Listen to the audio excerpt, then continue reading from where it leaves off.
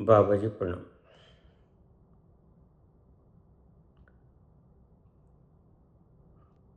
आपने कल एक कहानी सुनाई थी,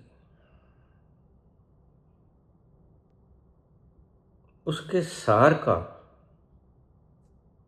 अंत निचोड़ आपने नहीं बताया। कृपा करके निचोड़ बताने का कष्ट करें।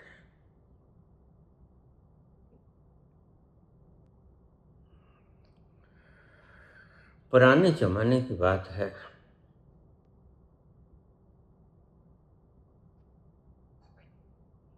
किसी गांव में एक ब्राह्मण ने 100 यज्ञ किए थे, अश्वमेध यज्ञ। वह जब यज्ञ करता तो उस ग्रामवासियों को सभी को आमंत्रित करता। सभी लोग आते बिना किसी भेदभाव के। लेकिन उनमें से कुछ लोगों ने ऐतराज किया। कुछ लोगों ने ऐतराज किया कि आप हम अमीरों को भी उसी पंगत में, गरीबों को भी उसी पंगत में बैठाते हो। आप हर जाति को समान रूप से एक ही पंगत में बैठाते हो नीचे। यह तो हमें बर्दाश्त नहीं होगा। ब्राह्मण बोला, अश्वमेध यज्ञ करके जो मुझे ज्ञान हुआ उसमें ऊंच नीच मिट जाता है, अद्वैत आ जाता है, भेद मिट जाते हैं, सभी बराबर हैं। एक नूर तय सब जग उपजा, कौन पले कौन मंद है।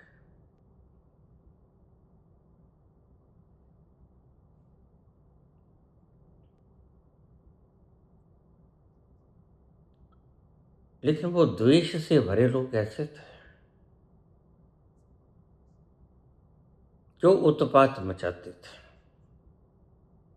तो ब्राह्मण कहने लगा, देखिए मैं तो ऐसा ही करूंगा। अगर आप भेदवादी हैं तो आप चाहें तो ना आया करें, लेकिन मैं सभी को बुलाऊंगा। एक दिन उस व्यक्ति की मृत्यु हो गई। वह जाते हुए अपनी धर्मपत्नी से बोला, प्रिय अब मेरे जाने का वक्त आ गया, व्रत हो गया हूं, मैंने 100 यज्ञ किए। उन दिनों में यज्ञ बिका करते थे।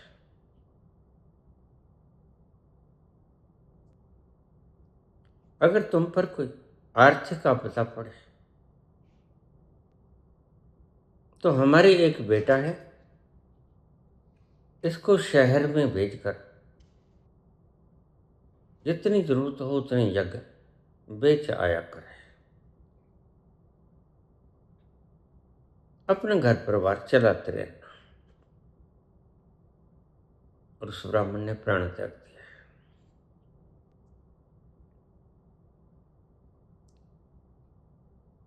ब्राह्मण का अर्थ यहां जाति वाला ब्राह्मण नहीं ले रहा मैं। ब्राह्मण का अर्थ यहां मैं ले रहा जो ब्रह्म तक विराट हो गया, जो शूद्र न रहा, जो तुच्छ न रहा, जो विशाल हो गया।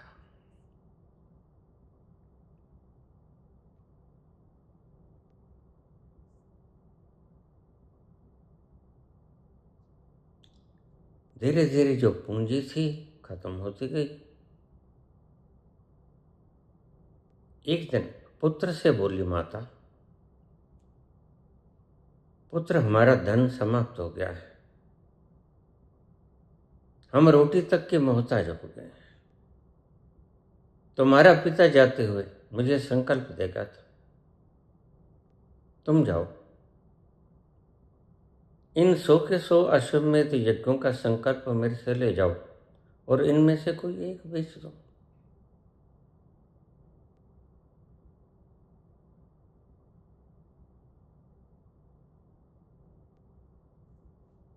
उससे हमारे 2 साल अच्छे से निकल जाएंगे। उन दिनों में यज्ञ बिका करते थे। अश्वमेध यज्ञ वैसे भी बहुत महंगे हुआ करते थे।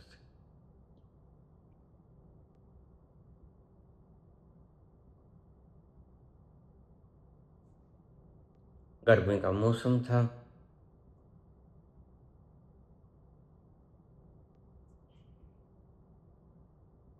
तो उस स्त्री ने 4 परोठे बना दिए और एक पोटली में बांध के उसको दे दिया। पुत्र, रास्ता दूर का है, वाहन कोई है नहीं, रास्ते में भूख लगेगी, किसी झरने के किनारे पेड़ के तले आराम से बैठ जाना और वहां बैठकर खाना खाना, थोड़ी देर सुस्ता लेना, थकावट मिट जाएगी, रास्ता दूर का है।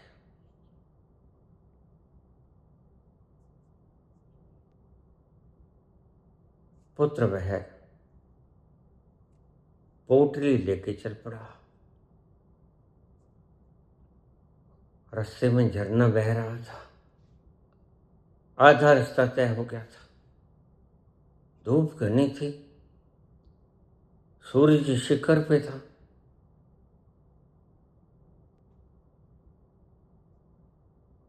तो उसने कहा यहीं विश्राम कर लेते हैं, अच्छा ठंडा जल है झरने का, यहीं बैठकर झरने का जल भी पी लेंगे, प्यास भी लगी थी, और भोजन भी कर लेंगे।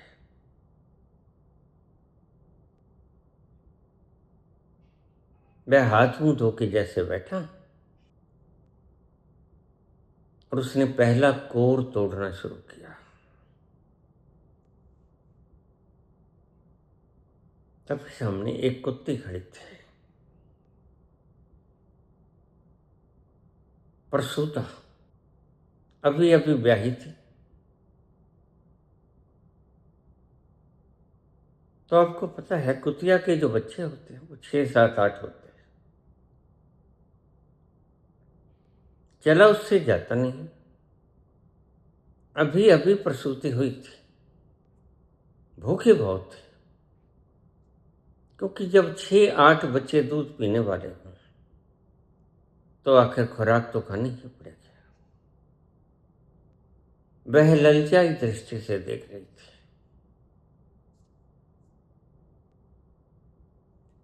वह लड़का पहचान गया कि यह भूखी है। उसने उसकी आंखों में, ललचाई हुई आंखों में, एक अजीब सा स्नेह पाया, करुणा पाई। उसने जो ग्रास अपने लिए तोड़ा था वह कुतिया की तरफ फेंक दिया। वह तो खा लिया उसने, भूखी बहुत थी, लेकिन फिर वह ललचाई दृष्टि से देखती रही। उसने बाकी का आधा टुकड़ा भी फेंक दिया। 4 रोटियां थी, 3 रह गई, लेकिन कुतिया थी कि वहां से हिल नहीं रही थी।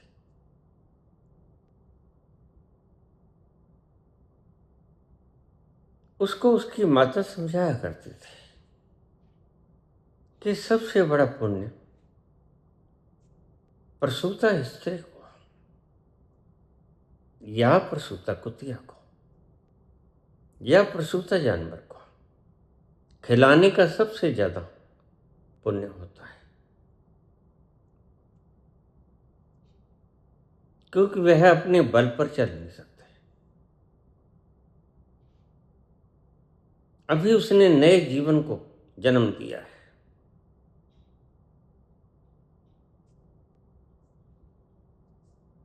तो उस लड़के ने आधी रोटी और फेंक दी।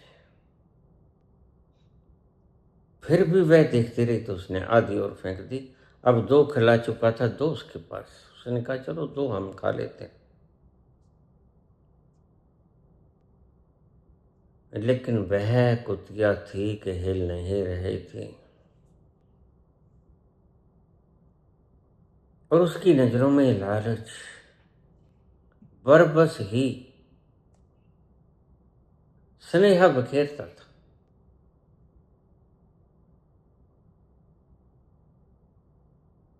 भीतर से उसके प्रति सहानुभूति होती थी। उस लड़के ने कहा, अपन तो शहर जाके मांग लेंगे, भोजन तो किसी के भी यहाँ खा लेंगे, लेकिन यह बेचारी तो बोल भी नहीं सकती, मूक है, बोलकर बतला नहीं सकती कि भूखी है। तो इसका दर्द कौन जाने।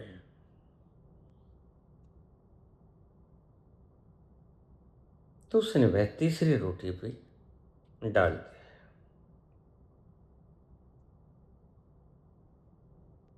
ऐसे ही उसने चौथी रोटी भी डाल दी। सोचा कि अपन तो वहां जाकर मांग के खा लेंगे, किसी न किसी तरह पेट तो भर ही लेंगे, लेकिन यह तो यहां से हिल भी नहीं सकती। इसके बच्चे अगर जाती है तो बच्चे पीछे पीछे आते हैं। अभी बच्चों की आंखें भी न खुलनी थी।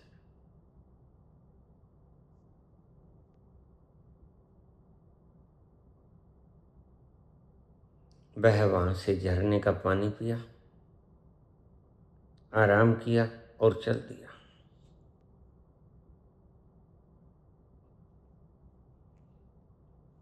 सांझ तलक वह शहर में चला गया था। सांझ को उसने पुकार लगाई, आवाज दी शहर वासियों को कि मेरे पिता ने 100 यज्ञ किए थे। उस जमाने में लोग झूठ नहीं बोला करते थे।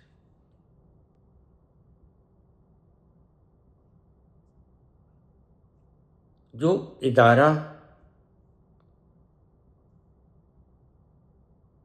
जो भी गुट,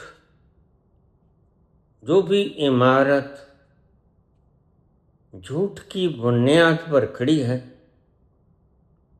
वो आज नहीं कल नेस्त नाबूद हो जाएगी। उसका खंडहर भी नहीं बचेगा। इसलिए ऋषियों ने, वह पातंजलि हो, महावीर हो या बुद्ध हो, सबसे पहले आध्यात्म की शुरुआत करते वक्त उन्होंने कहा सत्य, अहिंसा, अस्ते, ब्रह्मचर्य, अपरिग्रह। सत्य सबसे पहले। सपने में भी न सोचना कि झूठ की बुनियाद पर खड़ी की हुई तुम्हारी इमारत मजबूत है। नहीं, वह कभी भी भर भरा के ताश के पत्तों की तरह गिर सकती है। तो बुनियाद रखना, लेकिन झूठ की बुनियाद मत रखना। सत्य की बुनियाद रखना। भला बड़ी इमारत मत बनाना, छोटी इमारत बना लेना, लेकिन सत्य की बुनियाद रखना। वह मुस्तकिल होगी,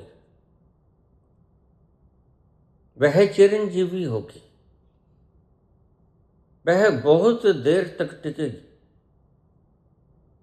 और हवा के झोंके या तूफानों की दहशत, वेग भरी आंधियां उसे डिगा न पाएंगी। तुम देखना, कोई व्यापार, कोई राजनीति, कोई बड़े से बड़ा इदारा जो झूठ की बुनियाद पर खड़ा होता है, वह एक दिन ढह जाता है। कभी एक हल्का सा झोंका उस इतनी मजबूत इमारत को ऐसे ढा जाता है कि तुम्हें पता भी नहीं चलता।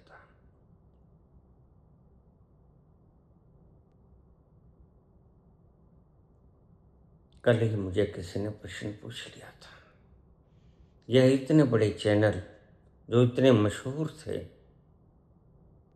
जिनको हम सुना करते थे, आज वहां कहाँ बोलते हैं, लोग सुनने वाले हैं ही नहीं। बाबा, इसका कारण है झूठ का फैलाना।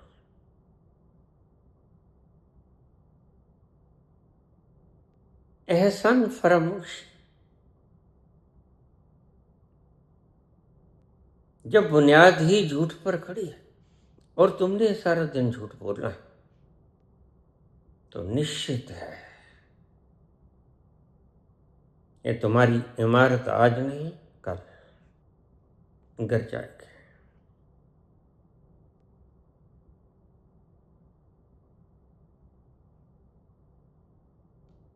उसने आवाज दी कि मेरे पिताजी ने 100 यज्ञ किए थे, मैं एक यज्ञ को बेचने आया।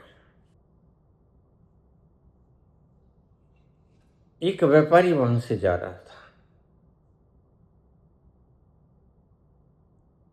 वो कहता, पुत्र, यज्ञ तो मैंने एक न खरीदना है। यज्ञ का अर्थ होता है जिसका पुण्य प्रताप लेने से आपकी आधी व्याधि, अभाव, कष्ट, कलेश, संशय, चिंतना, चिंता सब समाप्त हो जाती है, सुख शांति बनी रहती है।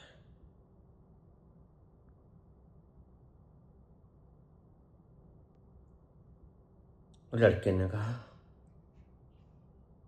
बोलिए सेठ जी, मेरे पिताजी ने 100 यज्ञ किए थे, कौन सा लेना है? वह व्यापारी बोला, पुत्र, यह मैं अपने गुरु से पूछ के बताऊंगा।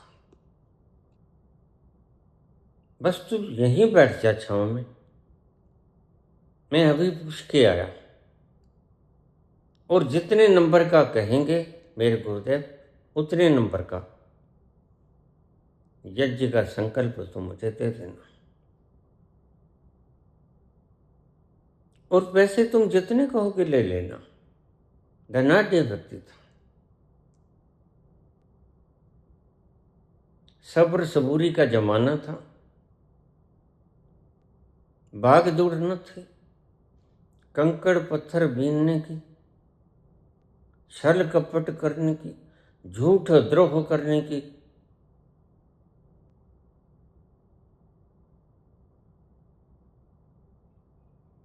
साधारण जमाना था, मासूम जमाना था।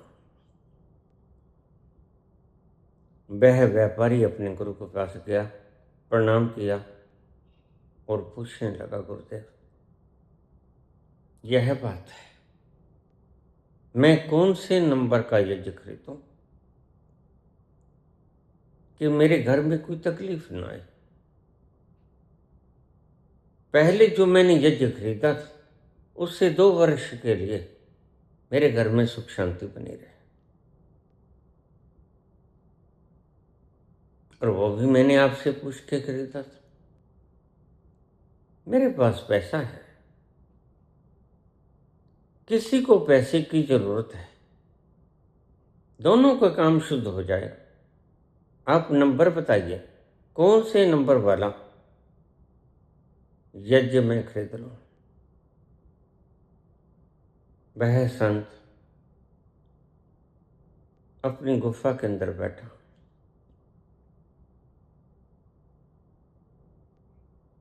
आंखें बंद की, अपने अंतस में उतर गया। 5 मिनट के बाद उसने आंखें खोली। वो कहते, पुत्र तुम ऐसा करो, तुम कह दो पैसे तुम्हारी मर्जी के, जो यज्ञ तुमने आज किया है वो दे दो, उसका फल दे दो। जितने कहोगे उतने पैसे दे दूंगा, तुम्हें जिंदगी भर कुछ काम ना करना पड़ेगा, इतने पैसे दे दूंगा।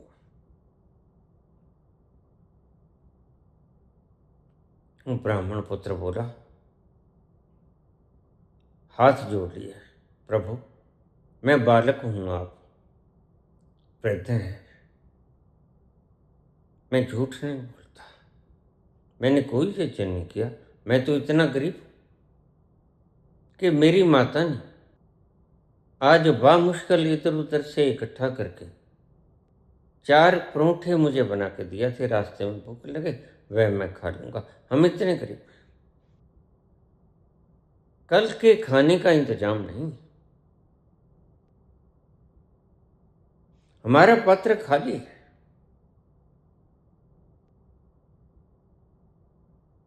उस व्यापारी ने कहा, ठीक है पुत्र, तुम ऐसा करो, मेरे साथ चलो, हम गुरुदेव से जाके पूछ लेते हैं। मुझे तो समझ नहीं आया, अश्वमेध यज्ञ करने में तो बहुत पैसा लगता है, और तुम कहते हो मैंने कोई यज्ञ नहीं किया, बल्कि हमारे तो कल का सामान भी नहीं है खाने का। दोनों चले गए, गुरु के सामने बैठ गए। गुरु बोला, पुत्र तुमने यज्ञ का फल बेचना है? उसने कहा, हाँ गुरुदेव, हम बहुत गरीब हो गए, मेरे पिता की आकस्मिक मृत्यु हो गई, हमें धन की सख्त जरूरत है।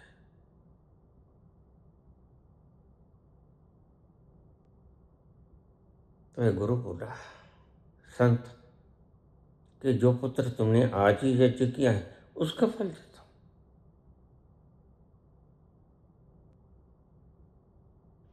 भाव मोल तुम कर लो, यज्ञ मैंने बता दिया, जो तुमने आज किया उसका फल दे दो। उसने चरण पकड़ लिया, गुरुदेव आप जानते हो कौन सा युग है, यहाँ झूठ थोड़ी चलता है, और मैं वैसे भी ब्रह्मपुत्र हूँ, मैं झूठ नहीं बोलता, मैंने कोई यज्ञ नहीं किया। मेरे तो घर में कल के योग्य, शाम के योग्य आटा दाल भी नहीं है। तो पुत्र तुमने अपनी जरूरत न देखकर वो 4 की 4 रोटियां उस कुतिया को खिला दिया। हाँ गुरुदेव, बस इसी यज्ञ का फल हमें चाहिए।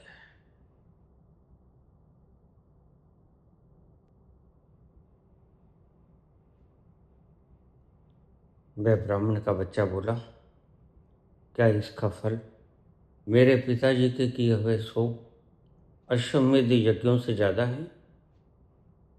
मैं तो बालक हूं, और मैंने तो जानबूझकर ये किया भी नहीं। ये अपने से ही, मैं भूख लगी थी मुझे खाने बैठा था, ये है सब प्रकृति ने करवा दिया।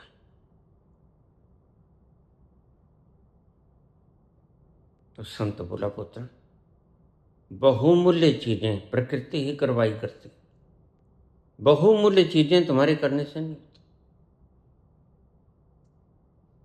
बात ठीक भी है, हृदय का धड़कना, श्वास का लेना कितनी बहुमूल्य है, और ये तुम नहीं करते, यह भगवान करता है। बहुमूल्य चीजें परमात्मा ने अपने हाथों में रखी, वह ही करवाता है। इसलिए तुम आज का यज्ञ का फल इस धनाढ्य व्यक्ति को सौंप दे और रकम की परवाह न कर। बच्चा समझदार था। उस बच्चे ने कहा, गुरुदेव क्षमा करना, अगर इतना ही फल है, पहली बात तो ये मैंने किया नहीं, यह उसने करवा दिया। यह सारा एटमॉस्फियर, सर्कमस्टेंस उस विराट का बनाया हुआ था, मेरा नहीं। मैं तो अपनी भूख मिटाने के लिए बैठा था। फिर अब जब हो ही गया और इसका कोई सानी नहीं, मेरे पिताजी के 100 अश्वमेध यज्ञ भी इसका सानी नहीं, तो फिर मैं भी नहीं बेचूंगा इसे। हो सका तो और करूंगा, जीवन में हो सका तो मेहनत करूंगा, मजदूरी करूंगा और अपने ही उत्पाद से यह पुण्य फिर से करने की कोशिश करूंगा, लेकिन यह तो नहीं बेचूंगा। गुरु ने कहा, पुत्र समझदार, यह बेचने की चीज भी नहीं। बालक ने पूछा, लेकिन गुरुदेव इसका सार तो बता दो। यह जो कर्म मुझसे हुआ मैंने तो नहीं किया, इसमें मेरा कोई भी रोल नहीं, लेकिन इस सारी की गुत्थी तो खोल दो। तुम भी सुन लो। गुत्थी ये है,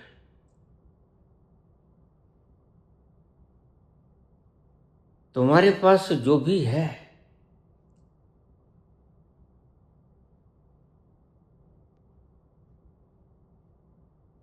वो अगर किसी को जरूरत है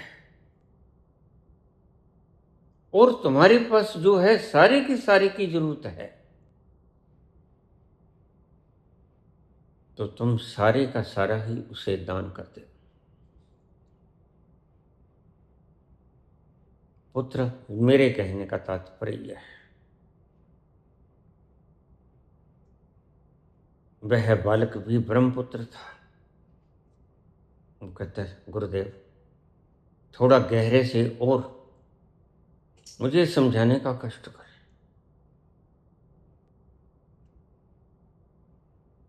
संत बोले, पुत्र यह बात अध्यात्म की है, समझाने की चेष्टा मैं कर रहा हूं संसार से, तुम्हें बालक समझ के नहीं। गुरुदेव मुझे अध्यात्म के हिसाब से समझाइए। तो सुनो, अध्यात्म में अगर तुमने सर्वश्रेष्ठ पाना है तो उस सर्वश्रेष्ठ को पाने के लिए सर्व को ही आहूत करना होगा, और तुम्हारे पास कुल मिलाकर जमा पूंजी जो भी तुम्हारी अपनी तुम कहते हो वह मात्र अहंकार। अहंकार के सिवा तुमने जीवन में कभी कुछ कमाया नहीं, आज तक तुमने कुछ भी किया, उससे पदार्थ भी आए, उससे जमीनें भी आई, उससे नकदी भी आई, उससे सुख साधन के सारी सामग्री तुम्हें मिली, लेकिन उससे तुम्हारा अहंकार बढ़ा।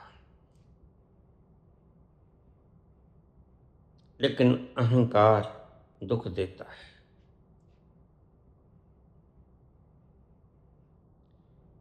और सारे संसार की जरूरत सुख की जरूरत नहीं है।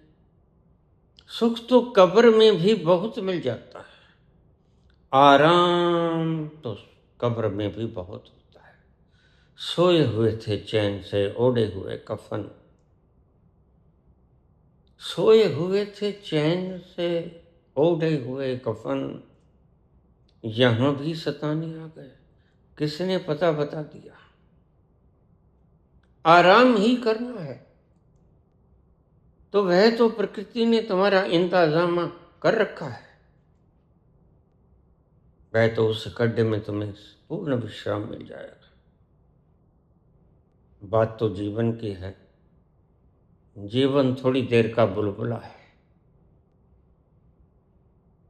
वह न जाने कब फट जाए। इसलिए जब तक वह उसका अस्तित्व है उससे काम ले लो। और वह काम यह है कि तुम उस विराट के चरणों में अपना सारा कुछ अर्पित कर दो। और तुमने कुल मिलाकर जमा पूंजी जो कमाई वो मात्र अहंकार है जो तुम्हारे साथ जाएगा। न धन, न पदार्थ,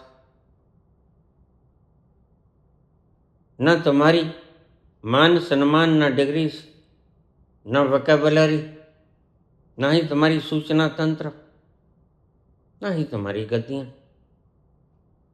न ही तुम्हारे फॉलोअर्स तुम्हारे संग नहीं जाएंगे। तो संग क्या जाएगा? संग जाएगा तुमने जो कमाया अहंकार। तुम या तो अहंकार कमा सकते हो या चेतना का स्तर बढ़ा सकते हो। तीसरा काम तुम कर नहीं सकते। चेतना का स्तर बढ़ा लोगे तो वह आनंद का रस पी लोगे। अहंकार का स्तर बढ़ा लोगे तो दुख की खाई खोद लोगे अपने ही लिए। फैसला तुम्हारा, तुमने जो करना है वो करो। मैंने तुम्हें तथ्यात्मक रूप से अध्यात्म का वर्णन कर दिया। सब कुछ मिला के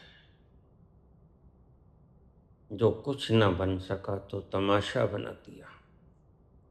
तुमने जो कुछ जमा पूंजी की, जो बंदरों की तरह इधर उधर तुम लुढ़ के, जो तुमने नैरेटिव खड़े किए,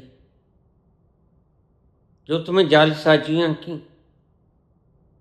जो तुमने सर्कसें की, कुल मिलाकर तुमने अहंकार कमाया। असली धन तो नहीं कमाया तुमने।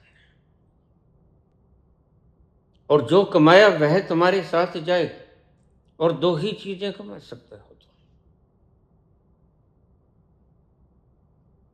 या तो कल्पना का अहंकार या सत्य का वह स्वाद जिसे आनंद से सुशोभित किया जाता है।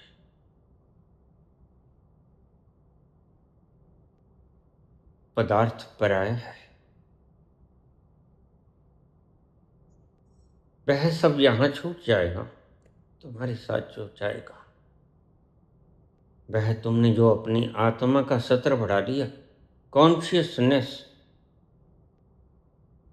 फिर तुम्हें प्रत्येक दुखी पर दया आएगी। प्रत्येक प्यासे को तुम पानी पिलाओगे। प्रत्येक गिरे हुए तबके को तुम उठाने में लगोगे। फिर तुम दुष्ट नहीं बनोगे हिरण्यकश्यप की तरह, कंस की तरह। अपने आप को बचाने के लिए कंस ने कृष्ण के 6 भाई मार दिए, बचा फिर भी नहीं। मैं बच जाऊं इस प्रयोजन में उसने कृष्ण के 6 भाई मार दिए। लेकिन इतिहास गवाह है न कंस बचा, न रावण, न हिरण्यकश्यप। अपने स्वयं के पुत्र को मारने के तरीके ईजाद करता रहा लेकिन प्रहलाद मरा नहीं।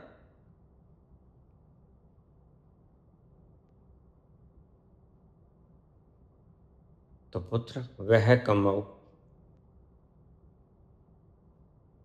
जो शुभ है, जो उच्चस्थ है, जो तुम्हें आनंद का रस देता है, जो तुम्हें नरक की खाई में नहीं धकेलता, जो अगले जन्म तक तुम्हारा संगी साथी बना रहता है, वह रस कमा लो। दो ही चीजें तुम्हारे हाथ में हैं, या तो खाई खोद लो अपने लिए। अगर खाई खोदोगे तो फिर तुम दूसरों को दुखी तो कर।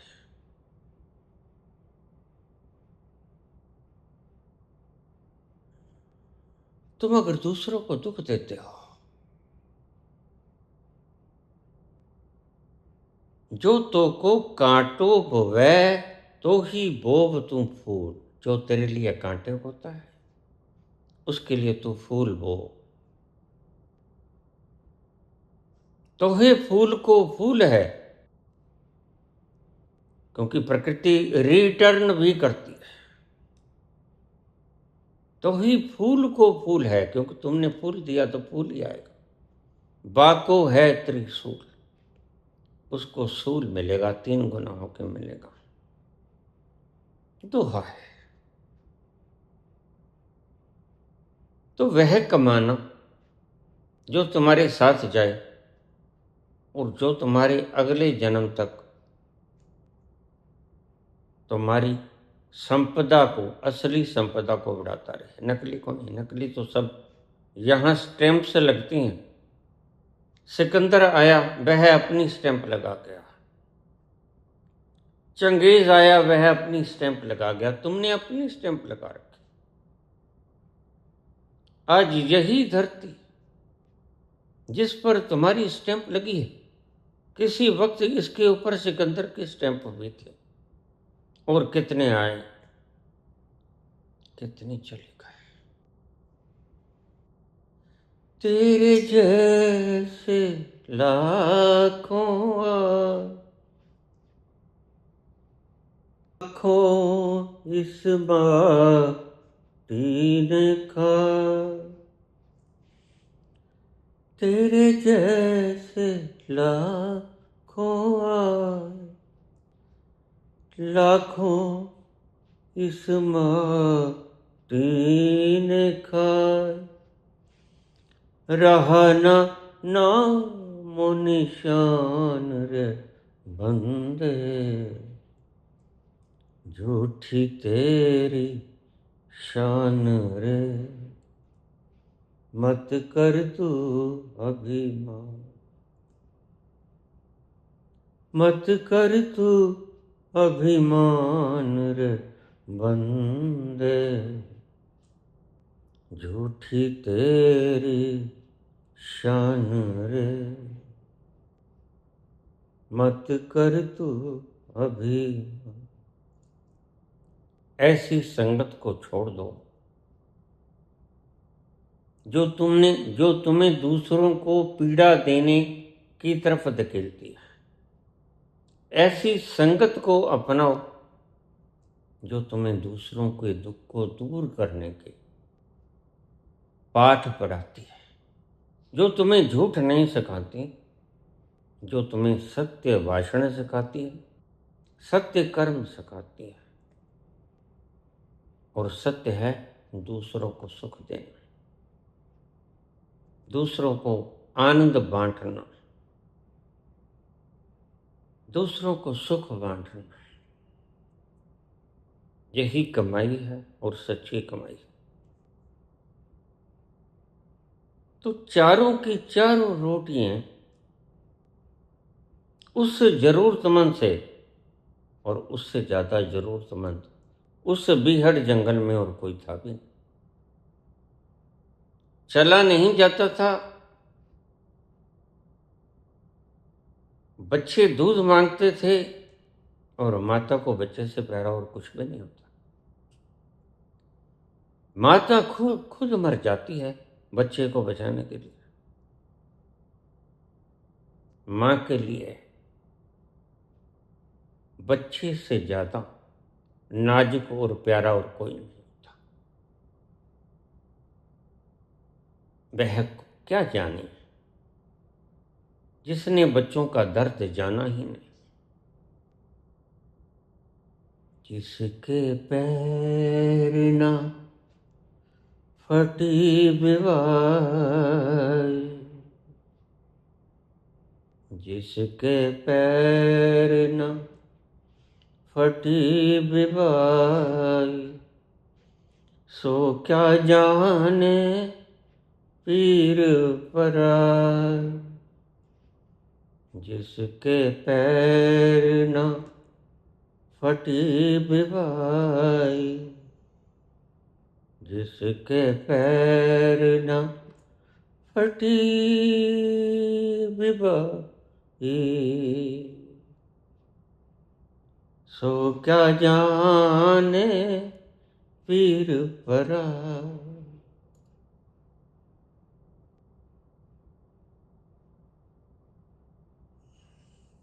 धन्यवाद।